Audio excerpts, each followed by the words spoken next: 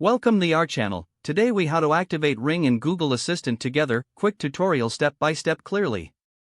To activate Ring and Google Assistant together, start by ensuring that you have the Ring app installed on your device. Make sure your Ring device is properly set up and connected to your Wi-Fi network.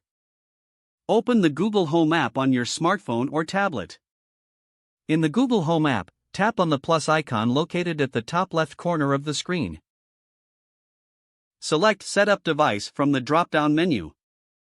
Next, choose Works with Google to see the list of compatible devices. Scroll through the list or use the search bar to find Ring. Once you find Ring, tap on it to begin the linking process. You will be prompted to log in to your Ring account. Enter your credentials and tap Login. After logging in, grant Google Assistant permission to act. Once the accounts are linked, you should see a confirmation message. Now, return to the main screen of the Google Home app. You can now issue voice commands to Google Assistant to control your Ring devices. For example, you can say, "Hey Google, show me the front door camera," or "Hey Google, ring the doorbell." To test the integration, try asking Google Assistant to notify you when there's motion detected on your Ring camera. Now enjoy the convenience of controlling your Ring devices using Google Assistant.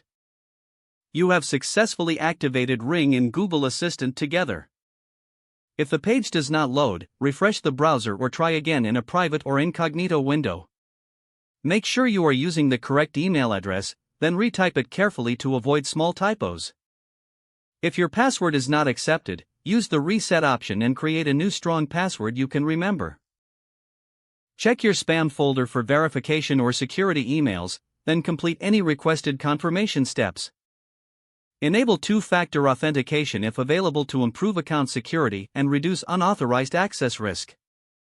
After signing in, review your profile details so your contact information and settings are accurate and current. If you see an error message, note it down and try again after restarting your device and internet connection. Log out when you finish, especially on shared devices, to keep your account and payment information secure. If the page does not load, refresh the browser or try again in a private or incognito window. Make sure you are using the correct email address, then retype it carefully to avoid small typos. If your password is not accepted, use the reset option and create a new strong password you can remember.